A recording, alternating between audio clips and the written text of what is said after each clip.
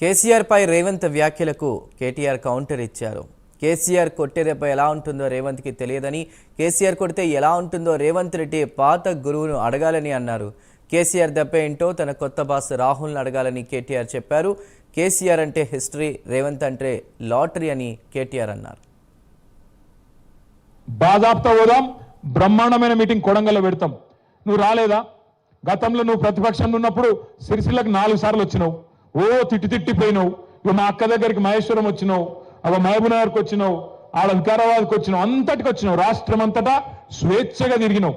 స్వేచ్ఛగా తిరిగినప్పుడు నీకు మంచిగా పోలీస్ సెక్యూరిటీ పెట్టి బ్రహ్మాండంగా మేము తిట్టించుకున్నాం. ఇప్పుడు నేను తిట్టామని కూడా అంటలేము. మేము వచ్చి ఇక మా తమ్ముడు సురేష్ ఉన్నాడు, ఎక్కడున్నాడు మా తమ్ముడు? రమ్ముగట్రా. మా తమ్ముడు మన లగచర్లలో 45 రోజులు జైలుకు పోయిన తమ్ముడు సురేష్ కూడా ఇప్పుడే బెయిల్ మీద వచ్చినాడు. ఆయనకు ఒకసారి గట్టిగా సపర్లు కొట్టాలి. లగచర్లలోని అక్కడ ఉండే గిరిజన రైతులు, దళిత రైతులు, బీసీ ఎస్సీ రైతుల కోసం పోరాడి, మరి వాళ్ళ న్యాయం కోసం పోరాడి జైలుకు పోయిన సురేష్ లాంటి తమ్ముళ్ళు ఒకరిద్దరు కాదు, ఇంతమంది ఇక్కడ ఉన్నారు. అవసరమైతే అందరం కొడంగల్కు దండయాత్రకు వస్తామని కూడా చెప్పి నేను చెప్తా ఉన్నా. కేసీఆర్ 10,000 ఇస్తున్నాడు, నేను 15,000 ఇస్తా అంటివి. 2 లక్షల రుణమాఫీ చేస్తా అంటివి. వచ్చిన 2 లక్షల రుణమాఫీ జరిగిందా ఇక్కడ? మరి ముఖ్యమంత్రి గారు అబద్ధాలు చెప్పొచ్చా? ఎంత సిగ్గు లేకుండా అబద్ధాలు చెప్తున్నాడు. 2 లక్షల రుణమాఫీ చేసిన అంటాడు. మొదలు నువ్వే మీటింగ్ పెట్టినావు డిసెంబర్లో, 23 డిసెంబర్లో మీటింగ్ పెట్టి ఏం చెప్పినావు? రుణమాఫీ కావాలంటే 49,500 కోట్ల రూపాయలు అవసరం పడుతుందని చెప్పి నీ ప్రభుత్వమే చెప్పింది. కానీ ఇవాళ వరకు నువ్వు ఇచ్చింది 11-12,000 కోట్లు మాత్రమే. మరి ఏ లెక్కనైతుంది రుణమాఫీ? చారాన కూడా కాలే ఎక్కడ కూడా. నేను అందుకే రేవంత్ రెడ్డిని అడుగుతున్నా, దాస్యానాయక్ తాండా ఇక్కడ నుంచి అడుగుతున్నా మళ్ళొక్కసారి. రేవంత్, నువ్వు ఎక్కడికి రమ్మంటే ఎక్కడికి వస్తా? రాష్ట్రంలో నీ సొంత ఊరు కొండారెడ్డిపల్లె కోదామా, పరిగి ఎమ్మెల్యే సొంత ఊరు శివారెడ్డిపల్లె కోదామా, లేదా దాస్యానాయక్ తాండాకు వస్తావా, లేదా కొడంగల్ కోదామా? ఎక్కడికైనా సరే ఏ ఒక్క ఊర్లోనన్నా 100% రుణమాఫీ జరిగిందంటే నా ఎమ్మెల్యే పదవి కాదు, రాజకీయ సన్యాసం తీసుకొని వెళ్ళిపోతా అని చెప్పుకుని నేను చెప్తా ఉన్నా. గిన్ని అబద్ధాలు, గింత పచ్చి అబద్ధాలు చెప్పుడు ఒక ముఖ్యమంత్రికి శోభనీయది, అది మంచిది కాదు. అది కూడా మళ్ళా ఈయన చెప్పిన లెక్క ప్రకారం అయితే మరి తప్పకుండా 15,000 రూపాయలు మీకు అక్కడ కూడా బాకీ ఉన్నాడు. అదే విధంగా మీకు మొదటి విడత యాసంగి 2023 కూడా ఎకరానికి 2,500 బాకీ ఉన్నాడు.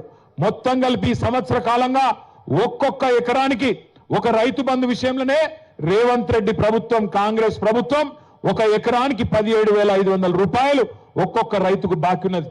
మీకు 4 ఎకరాలు ఉన్నదనుకో పొలం, ఒక్కొక్క ఎకరానికి రేవంత్ రెడ్డి మీకు 70,000 రూపాయలు బాకీ ఉన్నాడు. ఈ సంవత్సర కాలానికి 17,500 ఒక ఎకరం, 2 ఎకరాలకు 35,000, 4 ఎకరాలుంటే 70,000 రూపాయలు మీకు రేవంత్ రెడ్డి ప్రభుత్వం బాకీ ఉన్నది. వీళ్ళు ఓట్లు అప్పుడే దొరుకుతారు, మళ్ళా ఓట్లు అయిపోయినాయంటే మళ్ళీ దొరకరు. ఇప్పుడు మళ్ళీ సర్పంచ్ ఎలక్షన్లు ఉన్నాయి, మళ్ళీ రేపు మీ తాండాలో కూడా ఎలక్షన్ ఉంటుంది, మీ మండలం చౌడాపూర్లో కూడా ఎలక్షన్ ఉంటుంది. మళ్ళీ ఎలక్షన్లు ఉన్నాయి కాబట్టి రైతు బంధు డ్రామా. అప్పుడు పార్లమెంట్ ఎలక్షన్ అప్పుడు మళ్ళీ వేసినట్టు చేసిండ్రు పైసలు, మళ్ళా గాయబ్. మళ్ళీ ఇప్పుడు ఎలక్షన్లు ఉన్నాయి కాబట్టి మళ్ళీ డ్రామా.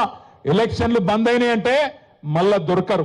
మీకు 4 ఎకరాలు ఉన్నదనుకో పొలం, ఒక్కొక్క ఎకరానికి రేవంత్ రెడ్డి మీకు 70,000 రూపాయలు బాకీ ఉన్నాడు.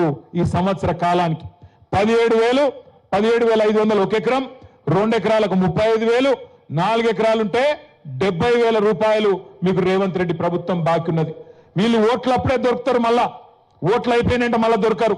ఇప్పుడు మళ్ళీ సర్పంచ్ ఎలక్షన్లు ఉన్నాయి, మళ్ళీ రేపు మీ తాండాలో కూడా ఎలక్షన్ ఉంటుంది, మీ మండలం చౌడాపూర్లో కూడా ఎలక్షన్ ఉంటుంది. మళ్ళీ ఎలక్షన్లు ఉన్నాయి కాబట్టి రైతు బంధు డ్రామా. అప్పుడు పార్లమెంట్ ఎలక్షన్ అప్పుడు మళ్ళీ వేసినట్టు చేసిండ్రు పైసలు, మళ్ళా గాయబ్. మళ్ళీ ఇప్పుడు ఎలక్షన్లు ఉన్నాయి కాబట్టి మళ్ళీ డ్రామా. ఎలక్షన్లు బంద్ అయినాయి అంటే మళ్ళా దొరకరు.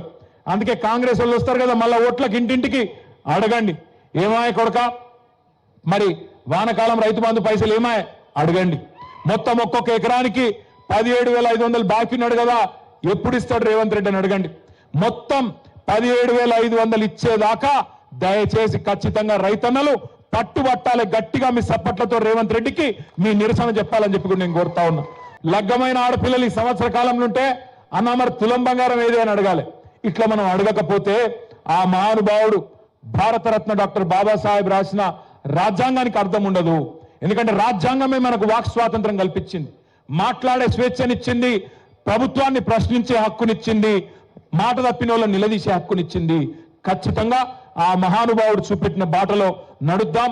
ఏ సమాజం కోసం అయితే అంబేద్కర్ గారు కలలు కన్నారో, నిజంగా కూడా ఇందాక తమ్ముడు సంజీవ్ మాట్లాడుతూ చిన్న కులం పెద్ద కులం అని మాట్లాడాడు. చిన్న కులం పెద్ద కులం ఏముండదు, చిన్న గుణం పెద్ద గుణం ఉంటది. రేవంత్ రెడ్డి లెక్క చిన్న గుణం ఉన్న వాళ్ళు ఉంటారు, ఎక్కడ ఏ కులంలో ఉంటున్నా పెద్ద గుణం ఉన్న వాళ్ళు చాలా మంది ఉంటారు. ఇవాళ పెద్ద గుణం ఉన్న బిడ్డలు ఉన్నారు కాబట్టే దాస్యానాయక్ తాండాలో అంబేద్కర్ విగ్రహాన్ని పెట్టి మమ్మల్ని అందరినీ పిలిచిరనే మాట కూడా నేను గుర్తు చేస్తా ఉన్నా. దయచేసి నేను మిమ్మల్ని కోరేది ఒకటే, మనం ఇవాళ అందరం కూడా ఇక 4 ఏళ్ళు ఉన్నది, ఎలక్షన్లకు తొందర ఏం లేదు. ఒకటే ప్రతిజ్ఞ తీసుకుందాం, ఈ ప్రభుత్వాన్ని అడుగడుగునా ప్రశ్నిస్తూనే ఉందాం. దానికోసం జైల్లో పెడతాడు కావచ్చు. నేను అంటాడు ముఖ్యమంత్రి, మీరు చూసిన అందరూ కొడంగల్లో యాడ్ను మాట్లాడండి. నిన్న ఏమంటాడు, కేసీఆర్ నువ్వు కొట్టుడు కాదు, నువ్వు నిలవాడు, సరిగ్గా నిలవాడు, కట్టలేకుండా నిలవాడు అంటుండు. ఒక 71 ఏళ్ల పెద్ద మనిషిని పట్టుకొని సంస్కారం లేని ముఖ్యమంత్రి గారు ఏమంటున్నాడు, కట్టబట్టుకొని నిలవాడు అంటుండు. నేను చెప్తున్నా ముఖ్యమంత్రికి, రేవంత్ రెడ్డి గారు నీకు సంస్కారం లేకపోవచ్చు, కానీ ఒక్కటి గుర్తుపెట్టుకో, కేసీఆర్ ఆయన నిలబడు కాదు, 4 కోట్ల తెలంగాణ ప్రజల ఆత్మగౌరవాన్ని నిలబెట్టిన వాడు కేసీఆర్. తెలంగాణ అనే రాష్ట్రాన్ని ఏర్పాటు చేసి దేశం ముందు సమున్నతంగా నిలబెట్టిన వాడు కేసీఆర్. అందుకే మా చెల్లె రజని ఒక మాట అన్నది నిన్న, నాకు బాగా నచ్చింది. ఏమన్నది ఎరికేనా, రేవంత్ కేసీఆర్ కట్ట లేకుండా నిలబడతాడు, కానీ నువ్వు కమిషన్ లేకుండా ప్రభుత్వాన్ని నడుపురా నాయన అని చెప్పింది. కమిషన్ తీసుకోకుండా ప్రభుత్వాన్ని నడుపు దమ్ముంటే ఆయన కట్ట లేకుండా కాదు మంచిగా నిలబడతాడు. ఆయన కొడితే ఎట్లుంటుందో నువ్వు కాదు, నీ పాత గురువు గారిని అడుగు, చెప్తాడు కొడితే ఎట్లుంటుందో. నీ ఇప్పుడు గురువుని అడుగు, నీ గురువుని అడుగు, రాహుల్ గాంధీ వాళ్ళ అమ్మని అడుగు, చెప్తుంది ఎట్లా ఢిల్లీ మెడలు వంచి తెలంగాణ తెచ్చిండో కేసీఆర్ కొడితే ఎట్లుంటుందో ఆ దెబ్బ తిన్నోళ్ళని అడుగు, తెలుస్తుంది.